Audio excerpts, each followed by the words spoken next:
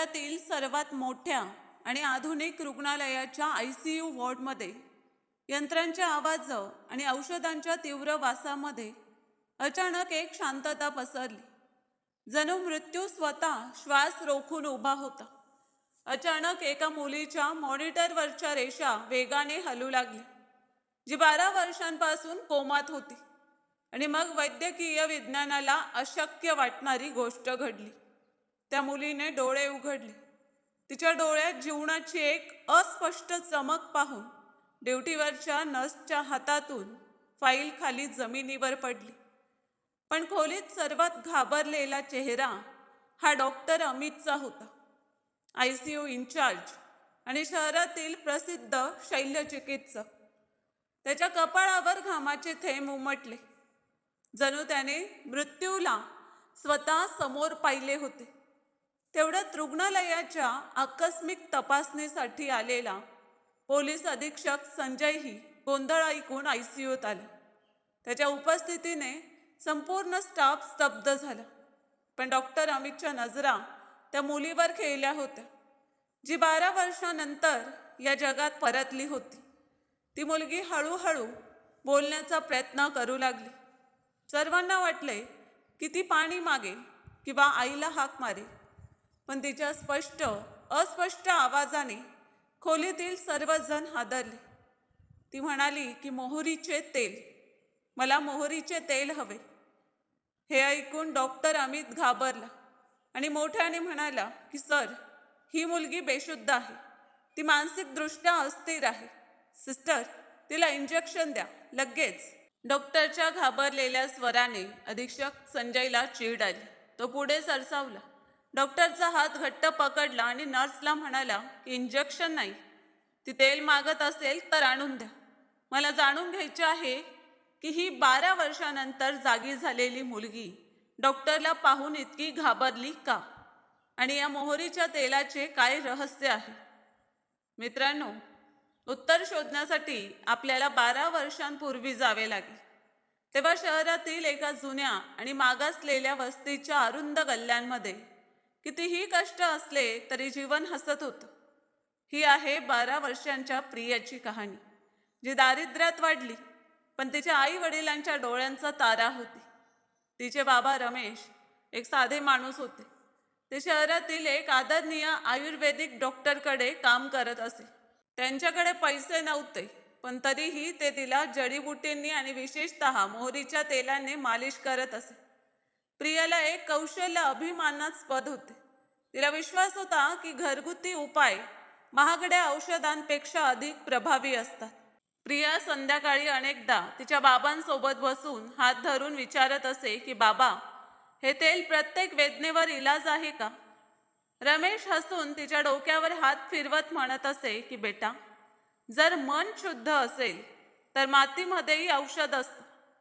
दारिद्र्य त्यांच्या घरात लपलेले होते, पण रमेशने प्रियाला ते कधी जाणवू दिले नाही. त्यांना माहीत नव्हते की शहराच्या चमकधमक मागे काही क्रूर लोक त्यांच्या छोट्या जगाचा नाश करण्याची वाट पाहत होते. रमेशच्या तेलाचा सुगंध तिची ओळख होता, आणि तो नंतर एका खोल सत्याचा साक्षीदार होणार होता. प्रियाच्या घराच्या भिंती पलीकडे संजयचे घर होते. तोच संजय जो आता रुग्णालयात SP म्हणून उभा आहे. पण 12 वर्षांपूर्वी तो एक मेहनती विद्यार्थी होता, मोठ्या स्वप्नांचा माणूस. तो रमेशला बाबा मानत असे आणि प्रियाला छोटी बहीण. जेव्हा प्रियाला अभ्यासात अडचण येत असे, ती तिची पुस्तके घेऊन संजयकडे जात असे. संजय तिला सल्ला देत असे की कष्टाने अभ्यास कर प्रिया, एक दिवस आपण या दारिद्र्यातून बाहेर पडू. अनेकदा संध्याकाळी रमेश आणि संजय गल्ली बाहेर बसून गप्पा मारत असत. तेव्हा कोणालाही कल्पना नव्हती की ही शांतता इतक्या लवकर संपेल. नशीब आपला खेळ खेळत होते. आणि पहिला धक्का तेव्हा बसला जेव्हा रमेशने रस्त्याच्या कडेला एक छोटी दुकान उघडण्याचा निर्णय घेतला. जून महिन्यातील एक उष्ण दुपार होती. प्रिया तिच्या बाबांसाठी जेवण घेऊन दुकानाकडे चालली होती. एक काळी महागडी कार आली. त्यातून डॉक्टर अमित उतरला. सूट आणि बूट, महागड्या चष्म्यामागे त्याचा चेहरा डोलत होता. येताच त्याने रमेशच्या दुकानावर धडक दिली. तेलाच्या बाटल्या फुटल्या आणि चुऱ्या झाल्या. तो रागाने ओरडला, किती वेळा सांगितले, इथून निघून जा.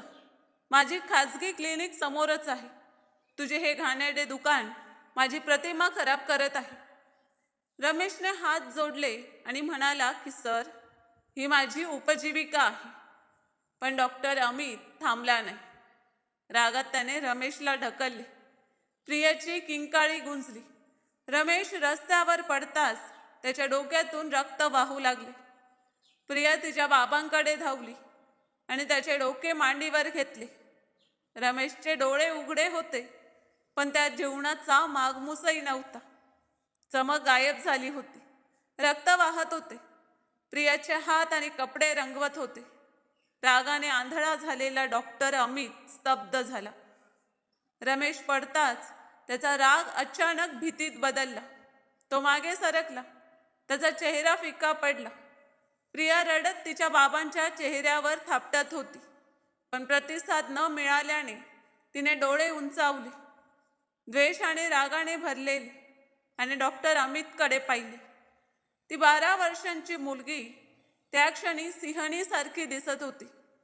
तिने डॉक्टरचा कोट पकडला, जोरात हलवला आणि किंचाळली, तुम्ही माझ्या बाबांना मारले, तुम्ही मारले, तुम्ही खुनी आहात.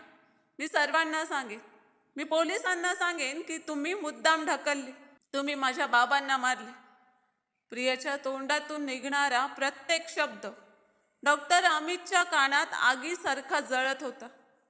डॉक्टरने आजूबाजूला पाहिले. दुपारच्या तीव्र उष्णतेमुळे गल्ली जवळजवळ सुनसान होती आणि जवळपास कोणताही साक्षीदार नव्हता. मग त्याच्या मनात एक धोकादायक विचार आला. जर ही मुलगी जिवंत राहिली तर माझे संपूर्ण जीवन उद्ध्वस्त होईल. माझे नाव, प्रतिष्ठा, करिअर सर्व काही जाईल. त्याला तुरुंगाच्या सळ्यांचा स्पर्श जाणवला. त्या भीतीने त्याच्यातील उरलेली माणुसकी मारून टाकली. त्याने एक क्रूर निर्णय घेतला आणि प्रियाला पूर्ण ताकदीने ढकलले. तिने अपराध मुलगी आधीच धक्क्यात अचानकच्या हल्ल्याला सहन करू शकली नाही आणि ठोकर खाऊन पडली त्याच दगडावर जिथे तिच्या बाबांच्या डोक्याला धडक लागली होती. एक जोरदार आवाज झाला आणि प्रियाची दृष्टी अंधारली. ती जमिनीवर पडताच तिचे मन सुन्न झाले. तिची दृष्टी अस्पष्ट झाली आणि आजूबाजूचे आवाज खोल विहिरीतून येत असल्यासारखे वाटले. पण पूर्णपणे बेशुद्ध होण्यापूर्वी तिने डॉक्टर अमितचा आवाज ऐकला. तो पटकन फोन काढून कोणाला तरी कॉल करत होता. बनावट आवाजात बोलत होता की हॅलो, एमर्जन्सी आहे, ॲम्ब्युलन्स पटकन पाठवा, माझ्या क्लिनिकसमोर मोठा अपघात झाला आहे. एक वेगवान कार रस्त्याच्या कडेला बसलेल्या एका माणसाला आणि त्याच्या मुलीला धडक देऊन पळून गेली. प्रियाने ऐकले, पण तिचे शरीर साथ देत नव्हते. तिला ओरडायचे होते की हे खोटे आहे, कोणतीही कार नव्हती, हा माणूस खुनी आहे. पण तिची जीभ टाळ्याला चिकटली होती. तिचे मन ओरडत होते, पण ओठ हलत नव्हते. लवकरच सायरन वाजू लागले. लोक गोळा होऊ लागले. प्रियाला स्ट्रेचरवर ठेवले. तिला वाटले जणू ती एका स्वप्नात अडकली आहे, जिथे न्यायाचा गळा दाबला गेला आहे. जेव्हा तिचे डोळे पुन्हा उघडले तेव्हा ती एका रुग्णालयाच्या बेडवर होती. तिचे शरीर पूर्णपणे निरुपयोगी पडले होते. ती फक्त डोळे फिरवू शकत होती. तिने डॉक्टर अमितला पोलिसांशी बोलताना पाहिले, त्याची खोटी कहाणी सत्यासारखी सांगताना. प्रियाची असहाय्यता अशी होती की ती तिच्या बाबांच्या मारेकरीला समोर पाहत होती, पण बोटं उचलण्याचीही शक्ती उरली नव्हती. डॉक्टर अमितने आपल्या पैशाच्या आणि प्रभावाच्या जोरावर केसला एक सामान्य हिट अँड रन केस बनवली आणि स्वतःला साक्षीदार बनवले. रमेश जागीच मरण पावला होता आणि शेजारच्या लोकांनी त्याचे अंतिम संस्कार केले होते. प्रिया जिवंत होती, पण एक जिवंत प्रेत बनली होती. डॉक्टर अमितने चतुराईने प्रियाच्या आईला आपल्या जाळ्यात ओढले. ती निरक्षर स्त्री पतीच्या मृत्यूने उद्ध्वस्त झाली होती आणि मुलीच्या स्थितीला पाहून निर्जीव झाली होती. डॉक्टर अमितने बनावट सहानुभूती दाखवली. त्याने तिच्या खांद्यावर हात ठेवला, डोळ्यात पाणी आणले आणि म्हणाला की ताई, जे व्हायचे ते झाले. मारेकरी तो चालक पळून गेला, पण मी वचन देतो की प्रियावर माझ्या खर्चाने उपचार करेन. मी तिला सर्वोत्तम डॉक्टरकडे नेईन. प्रियाच्या आईने त्याच्या पायी पडून रडत त्याला आशीर्वाद दिला. तिला कळले नव्हते की ज्या माणसाला ती देव मानत आहे तो तिच्या पतीचा खुनी आणि तिच्या मुलीचा शत्रू आहे. सत्य हे होते की डॉक्टर अमित प्रियावर उपचार करत नव्हता. उलट तो सुनिश्चित करत होता की प्रिया कधीही शुद्धीवर येऊ नये.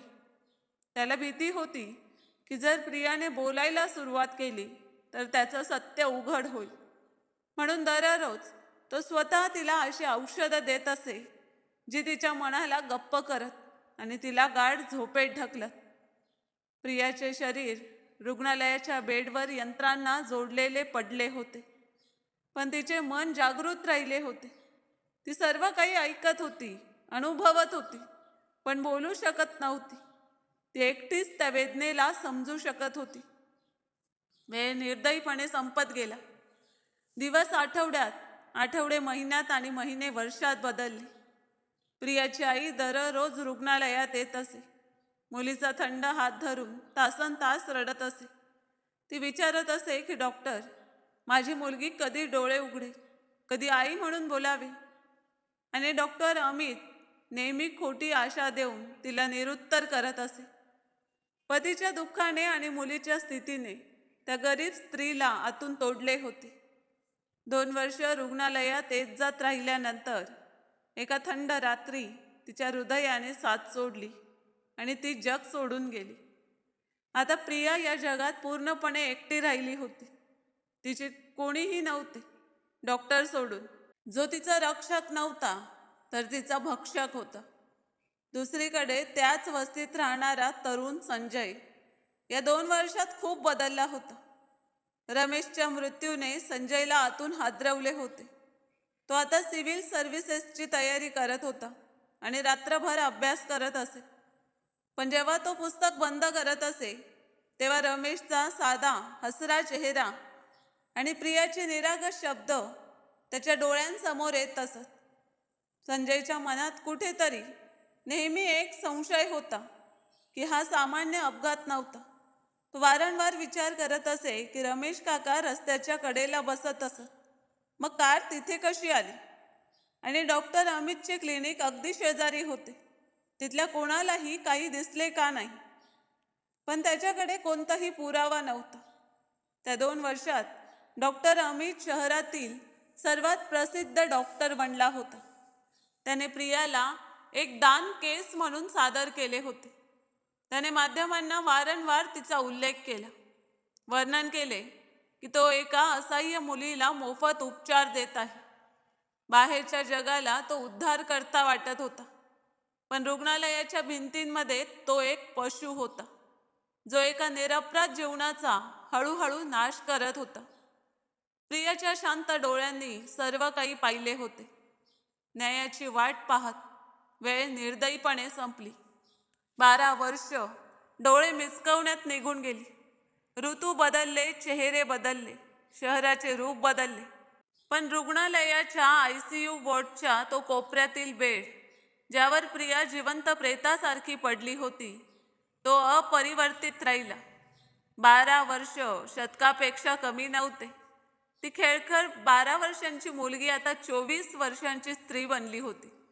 तिचे शरीर बदलले होते, पण तिचा आत्मा त्या क्षणात अडकला होता जेव्हा तिने तिच्या बाबांना मरताना पाहिले.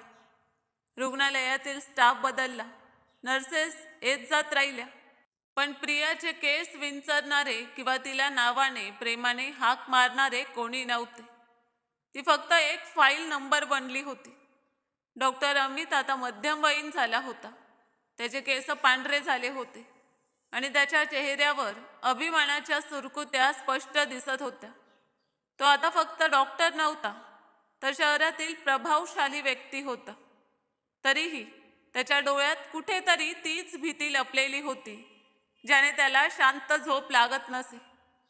दररोज त्याच्या सवयीप्रमाणे तो प्रियाच्या खोलीत येत असे. तिच्या ड्रीपमध्ये एक विशेष इंजेक्शन टाकत असे आणि सुटकेचा श्वास घेत असे. ते इंजेक्शन प्रियाच्या मेंदूला बेशुद्ध अवस्थेत ठेवत असे. डॉक्टर अमितला पूर्णपणे खात्री होती की 12 वर्ष निघून गेली आहेत. आता या मुलीचा मेंदू पूर्णपणे खराब झाला असे. ती कधीही शुद्धीवर येणार नाही आणि जर आली तरी बोलू शकणार नाही. तो स्वतःला समजावत राहिला की त्याचे रहस्य कायमचे गाडले गेले आहे. या दरम्यान शहराच्या वातावरणात एक नवी हवा वाहू लागली होती.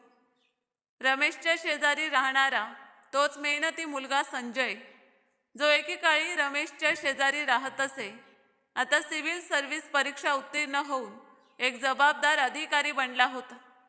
नियतीने त्याच्या नशिबाला एक वळण दिले. त्याची पहिली पोस्टिंग त्याच शहरात झाली जिथे त्याने बालपण घालवले होते आणि जिथे त्याचे कुटुंब राहत असे. संजय आता एक शक्तिशाली अधिकारी होता, पण हृदयाने अद्याप संवेदनशील होता. पदभार स्वीकारताच त्याने शहरातील रुग्णालयांची तपासणी करण्याचा निर्णय घेतला. त्याने मोठ्या सरकारी रुग्णालयांमध्ये रुग्णांना निष्काळजीपणे उपचार मिळत असल्याच्या तक्रारी ऐकल्या होत्या. औषधे चोरली जात असल्याच्या आणि अगदी एक्सपायर्ड औषधे दिली जात असल्याच्या तक्रारी सुद्धा ऐकल्या होत्या. त्याला लगेच रमेश काकांचा विचार आला. त्याला आठवले की ज्या दिवशी त्याने त्यांना रुग्णालयात नेले होते तेव्हा डॉक्टरांच्या उदासीनतेने त्याला उद्ध्वस्त केले होते. त्याने ठरवले की ही व्यवस्था दुरुस्त करायची. एका सकाळी त्याने आपल्या टीमसह रुग्णालयावर अचानक छापा टाकण्याचा निर्णय घेतला. वाहने सायरन वाजवत रुग्णालयाच्या गेटवर थांबली आणि संपूर्ण स्टाफमध्ये खळबळ उडाली. डॉक्टर अमित आपल्या ऑफिसमध्ये चहा घेत बसला होता. जेव्हा नव्या अधिकाऱ्याच्या येण्याची बातमी आली, त्याच्या हातातून कप जवळजवळ खालीच पडला. तो लगेच खाली धावला त्याचे स्वागत करण्यासाठी. त्याने कल्पनाही केली नव्हती की संजय, जो जुना शेजारी ज्याला त्याने नेहमी दुर्लक्षित केले होते, कारमधून उतरला आहे. तो चांगल्या प्रेस केलेल्या सूटमध्ये आणि काळ्या चष्म्यात होता. तो फिल्मी हिरोसारखा दिसत होता. डॉक्टर अमित पुढे सरसावला, हात मिळवला आणि बनावट हास्याने म्हणाला की सर, तुमचे स्वागत आहे. इतका त्रास कशाला घेतला? तुम्ही आम्हाला कॉल करू शकला असता. संजयने त्याला ओळखले, पण त्याचा चेहरा भावशून्य राहिला. तो थंडपणे म्हणाला की डॉक्टर, मला इथे रुग्णांना निष्काळजीपणे उपचार मिळत असल्याच्या तक्रारी मिळाल्या आहेत. मी स्वतः सर्व वॉर्ड चेक करेन. डॉक्टर अमित घाम पुसत म्हणाला की हो सर, आणि त्याच्या मागे चालू लागला. संजय प्रत्येक वॉर्डात गेला, रुग्णांशी बोलला, त्यांची औषधं तपासली. त्याचा स्वभाव कठोर होता. डॉक्टर अमित शांतपणे प्रार्थना करत होता की ही बाब वाढू नये. चालता चालता संजय ICUच्या दारावर थांबला. डॉक्टर अमितचे हृदय धडधडू लागले. तो पटकन म्हणाला की सर, इथे फक्त कोमात असलेले रुग्ण आहेत. इथे पाहण्यासारखे काही नाही. पण संजयने त्याकडे दुर्लक्ष केले. दार उघडले आणि आत गेला. ICU शांत होता, फक्त यंत्रांचा आवाज. संजय आजूबाजूला पाहत होता. तेवढ्यात त्याची नजर कोपऱ्यातील बेडवर पडलेल्या एका मुलीवर गेली. त्याची पावले थांबली. त्याला वाटले जणू वेळ थांबली आहे. तो हळूहळू बेडकडे गेला. मुलीचा चेहरा फिक्का होता, डोळ्यांखाली गडद वर्तुळे. पण तिची वैशिष्ट्ये इतकी ओळखीची होती की संजयला तिला ओळखण्यास एक क्षणही लागला नाही. ती प्रिया होती. त्याच्या हृदयात एक तीव्र वेदना उमटली. बालपणाच्या सर्व आठवणी डोळ्यांसमोर येऊ लागल्या. प्रियाचे हसणे, त्याच्यासोबत अभ्यास करणे, तिचे प्रेमाने संजय भाऊ म्हणणे, सर्व काही त्याच्या डोळ्यांसमोर जिवंत झाले. संजय उठला. स्वतःला सावरून त्याने डॉक्टर अमितकडे पाहिले आणि विचारले की डॉक्टर, ही रुग्ण कोण आहे? किती काळापासून इथे दाखल आहे आणि अद्याप शुद्धीवर का आली नाही? डॉक्टर अमितने तेच रटलेले उत्तर दिले जे तो वर्षानुवर्ष देत आला होता. तो स्पष्टपणे म्हणाला की सर, ही एक गरीब अनाथ मुलगी आहे. तिचे नाव प्रिया आहे. 12 वर्षांपूर्वी रस्त्याच्या अपघातात तिच्या डोक्याला गंभीर दुखापत झाली होती. तेव्हापासून ती कोमात आहे. तिचा मेंदू पूर्णपणे खराब झाला आहे. आता तिच्या जगण्याची कोणतीही आशा नाही. आम्ही तिला माणुसकीच्या नात्याने जिवंत ठेवतो आहोत, अन्यथा ती कधीची मरण पावली असती. डॉक्टरच्या शब्दांनी संजयचे हृदय आणखी खचले. तो प्रियाकडे गेला आणि तिच्या चेहऱ्याचा बारकाईने अभ्यास केला. त्याला रमेश काकांचा विचार आला, जे इतक्या आशेने हे जग सोडून गेले होते. अचानक संजयने प्रियाच्या उजव्या हातावर एक सामान्य हालचाल पाहिली. ती हालचाल खूप सामान्य होती, पण संजयच्या नजरेतून ती सुटली नाही. तो चकित झाला आणि म्हणाला की डॉक्टर, मला वाटते तिचे बोटं हलले. डॉक्टर अमितचा चेहरा फिका पडला. तो पटकन पुढे सरसावला आणि म्हणाला की नाही सर, तुम्ही चुकीचं समजत आहात. ही फक्त नर्व ॲक्टिव्हिटी आहे.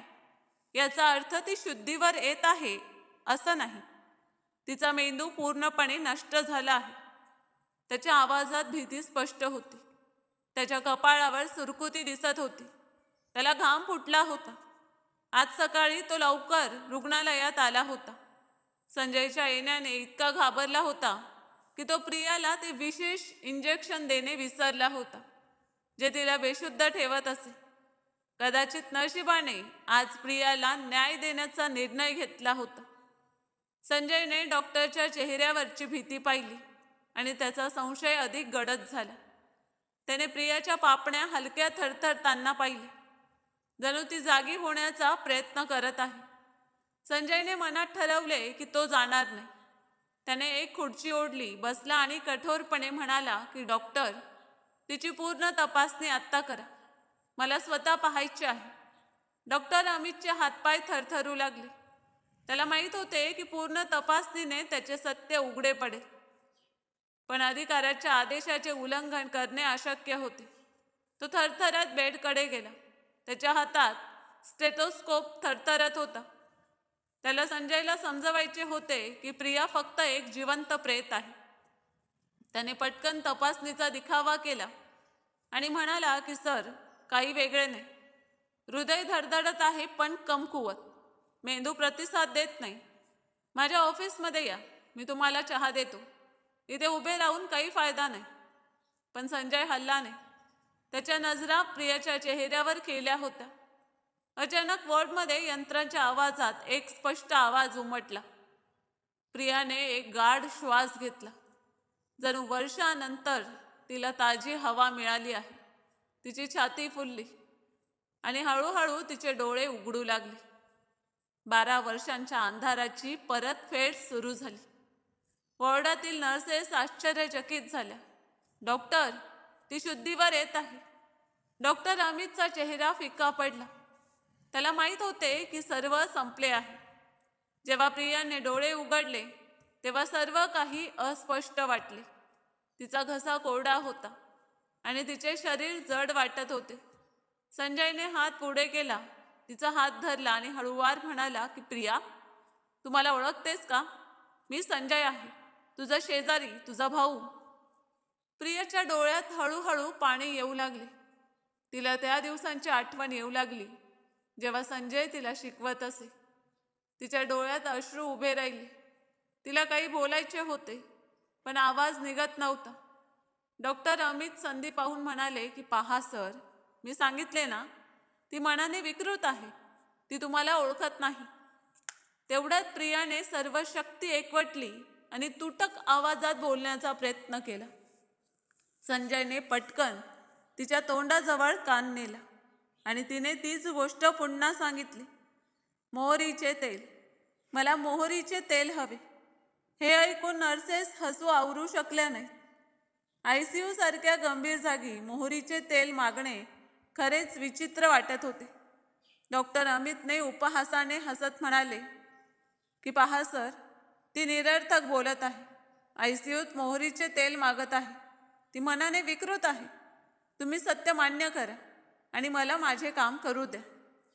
डॉक्टरचे शब्द बनावट वाटत होते, पण संजय अजिबात हसला नाही. अचानक त्याच्या मनात एक प्रकाश चमकला आणि भूतकाळातील एक स्पष्ट प्रतिमा उजळली. त्याला आठवले की जेव्हा तो लहान होता आणि परीक्षेच्या वेळी खूप घाबरलेला असायचा, तेव्हा रमेश काका अनेकदा सांगत असत की बेटा, जेव्हा जीभ अडकते, मन सुन्न होते किंवा खूप घाबरलेले वाटते, तेव्हा मोहरीच्या तेलाचा वास घ्यावा किंवा डोक्याला थोडे लावावे. ही देवाची विशेष भेट आहे. ही मेंदूच्या बंद नसांना उघडते आणि विचार स्पष्ट करते. हा त्याचा आजमावलेला घरगुती उपाय होता, जो प्रियाच्या मनात खोलवर दडलेला राहिला होता. कदाचित हे तिच्या बाबांचे शेवटचे चिन्ह होते, जे तिच्या जिवंत होते. संजयच्या डोळ्यात चमक आली. त्याला खात्री झाली की प्रिया विकृत नाही, तर पूर्णपणे शुद्धीत आहे आणि मदत मागत आहे.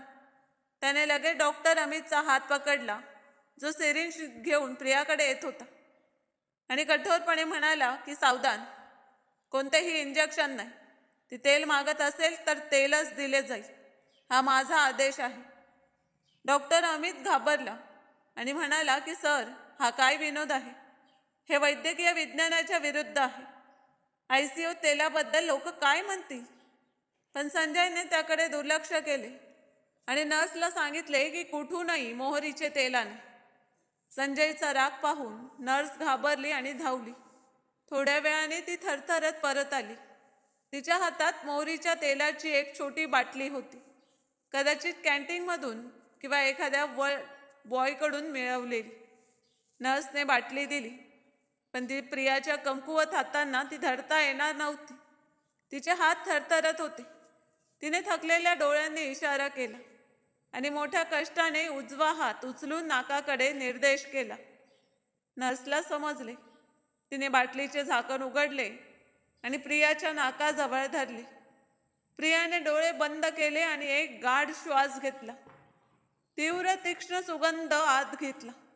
जेव्हा मोहरीच्या तेलाच्या ओळखीच्या वासाने तिच्या मनात प्रवेश केला, तेव्हा त्याने तिला तिच्या बालपणाची, बाबांच्या दुकानाची आणि त्यांच्या प्रेमाची आठवण करून दिली. मग थरथरत्या बोटाने तिने तिच्या कपाळाकडे निर्देश केला. नर्सला सर्व समजले. तिने बोटावर थोडे तेल घेतले आणि हळूहळू प्रियाच्या कपाळावर आणि मानेच्या मागे मालिश करू लागली. हे दृश्य विचित्र होते. आधुनिक यंत्रांमध्ये एक स्थानिक पद्धत वापरली जात होती. डॉक्टर अमित रागाने आणि आश्चर्याने पाहत होता, पण तो काही करू शकत नव्हता, कारण संजय त्याच्या समोर भिंतीसारखा उभा होता. ICUच्या बंद वातावरणात, जिथे फक्त औषधांचा आणि सॅनिटायझरचा वास व्याप्त होता, मोहरीच्या तेलाचा तीव्र स्थानिक सुगंध अनाहूत पाहुण्यासारखा पसरला. जेव्हा नर्सच्या बोटातून निघणाऱ्या ओळखीच्या सुगंधाने प्रियाच्या कपाळाला घेरले, तेव्हा एक विचित्र प्रभाव पडला. ही फक्त तेलाची मालिश नव्हती, तर 12 वर्षांच्या आठवणीचा वादळ होता, जो प्रियाच्या मनाच्या निर्दिष्ट स्तरांना हादरवत होता. तीव्र सुगंध तिच्या मनाच्या त्या लपलेल्या कोपऱ्यात पोहोचला, जिथे तिच्या बाबांचे प्रेम, त्यांचा स्पर्श आणि ते शेवटचे रक्ताने माखलेले दृश्य कैद होते. रमेश सांगत असत की हे तेल मातीतले सोने आहे आणि आज तेच सोने त्याच्या मुलीच्या रक्तवाहिन्यांमध्ये जीवन म्हणून वाहत होते. मालिशने तिच्या शरीरात विजेचा धक्का दिला.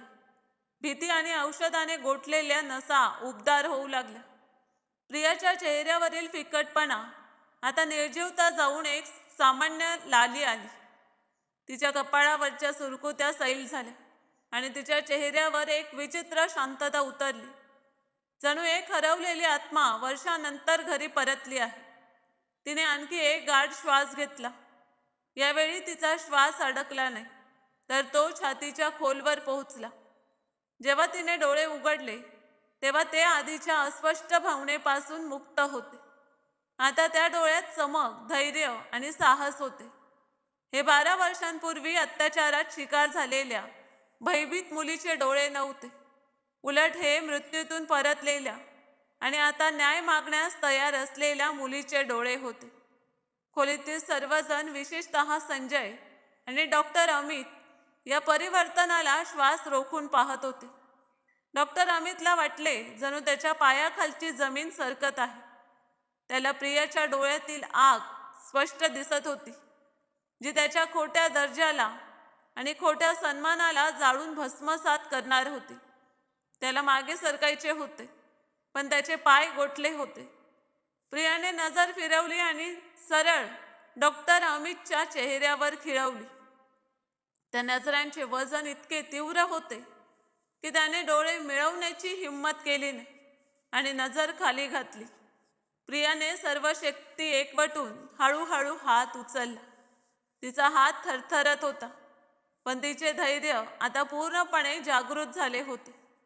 तिचे थरथरते बोट सरळ डॉक्टर अमितच्या छातीवर निर्देश करत होते.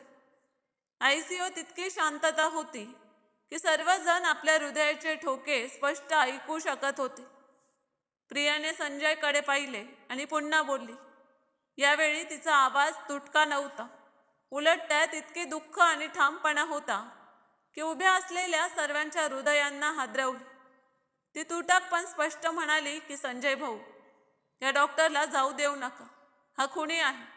याने माझ्या बाबांना मारले. तिचे शब्द बॉम्बसारखे होते. नर्सेस स्तब्ध झाले आणि संजयच्या चेहऱ्यावर धक्का आणि राग एकाच वेळी दिसला. प्रियाने एक गाढ श्वास घेतला आणि पुढे सांगितले की याने ढकलले होते बाबांना, कारण फक्त एवढेच होते की बाबा दुकान हटवायला तयार नव्हते. मी स्वतःच्या डोळ्यांनी पाहिले जेव्हा बाबा रस्त्यावर पडले. त्याने मदत करण्याऐवजी मला छळले. त्याने मलाही मारण्याचा प्रयत्न केला. त्याने मला ढकलले जेणेकरून मी कधी साक्ष देऊ शकू नये. प्रियाच्या डोळ्यात अश्रू उभे राहिले, पण तिचा आवाज थांबला नाही. तो माझ्यावर उपचार करत नव्हता संजय भाऊ. त्याने मला कैद केले होते. त्याने मला अशी औषधं दिली की मी शुद्धीवर येऊ शकणार नाही. तो देव नाही, तो एक राक्षस आहे. त्याचे हात माझ्या बाबांच्या रक्ताने माखलेले आहेत. प्रियाचे शब्द इतके सत्याने भरलेले होते की त्यांना नाकारणे अशक्य होते. डॉक्टर अमितला माहीत होते की परिस्थिती त्याच्या नियंत्रणाबाहेर गेली आहे. शेवटच्या प्रयत्नात त्याने पळून जाण्याचा निर्णय घेतला आणि दाराकडे धावला. त्याच्या डोळ्यात भीती भरलेली होती आणि तो वेड्यासारखा आजूबाजूला पाहत होता. पण तो विसरला होता की त्याचा सामना कमकुवत माणसाशी नव्हता, तर कायद्याशी होता. दारातील पोलिसांनी त्याला जागीच पकडले. डॉक्टर अमित किंचाळला, हे खोटे आहे. ही मुलगी वेडी आहे. तिला काही आठवत नाही. मला सोडा. पण आता त्याच्या किंकाळ्या व्यर्थ होत्या, कारण सत्य उघड झाले होते. संजयचा चेहरा रागाने लाल झाला. त्याला स्वतःच्या निष्काळजीपणावर आणि डॉक्टरच्या धूर्तपणावर राग भरला होता. त्याला आठवले की एका निरपराध कुटुंबाचा खुनी असूनही हा माणूस 12 वर्ष मुक्तपणे फिरत होता. संजय पुढे सरसावला. डॉक्टर अमितचा कॉलर पकडला, जोरात हलवला आणि म्हणाला की तू फक्त एक माणूस मारला नाहीस, तू माणुसकी मारलीस. तू तुझ्या व्यवसायाला कलंक लावलास. तू एका छोट्या मुलीचे 12 वर्ष हिरावून घेतलेस. लगेच संजयने त्याच्या अटकेचा आदेश दिला आणि अधिकाऱ्यांना सांगितले की याला हातकड्या घाला. जेव्हा डॉक्टर अमितच्या मनगटावर लोखंडी बेड्या पडल्या तेव्हा त्याचा सर्व अभिमान गळून पडला. तो गुडघ्यावर पडला आणि क्षमा मागू लागला. तो म्हणाला की त्याने चूक केली. तो लोभाने आंधळा झाला होता. पण आता कायद्यात क्षमा नव्हती. हे तेच हात होते ज्यांनी 12 वर्षांपूर्वी एका गरीब माणसाला ढकलले होते आणि आज तेच हात कायद्याच्या पकडीत होते. जेव्हा प्रियाने हे सर्व पाहिले तेव्हा तिच्या हृदयावरील ओझे हलके झाले. 12 वर्षांची कैद तुटली आणि तिने प्रथमच मुक्तपणे श्वास घेतला आणि तिला वाटले जणू तिच्या बाबांच्या आत्म्याला शांती मिळाली आहे. पोलिसांनी डॉक्टर अमितला ओढत नेले आणि तो जाताच वॉर्डमध्ये एक विचित्र शांतता पसरली. संजय प्रियाकडे आला आणि त्याने तिच्या डोक्यावर प्रेमाने हात ठेवला. प्रियाच्या डोळ्यात कृतज्ञतेचे अश्रू उभी राहिले. ती हळुवार म्हणाली की संजय भाऊ, धन्यवाद.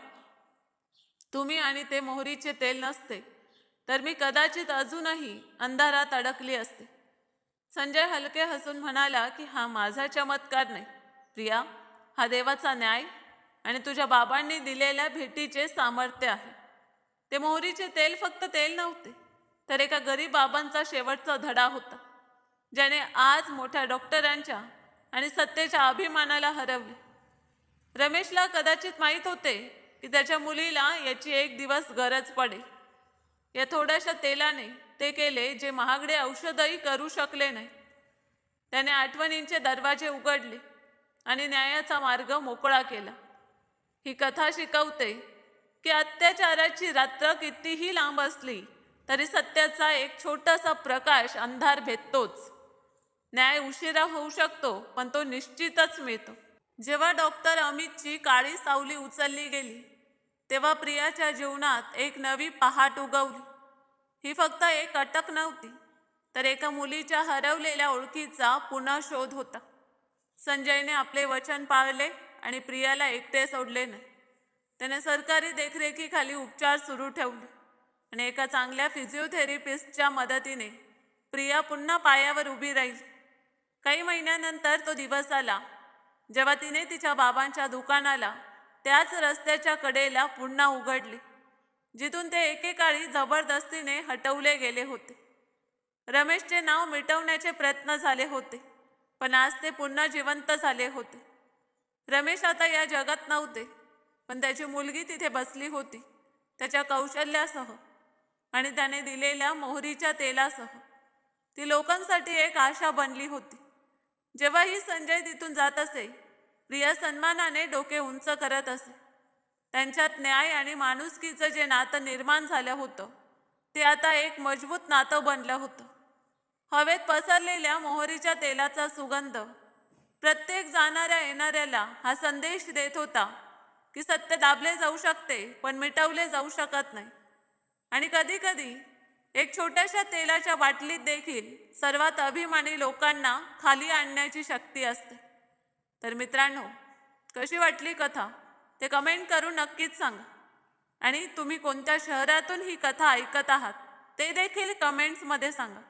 व्हिडिओला लाईक करा, जितके शक्य तितके जास्तीत जास्त शेअर करा. आणि जर तुम्ही चॅनलवर नवीन असाल तर सबस्क्राईब करायला विसरू नका. धन्यवाद.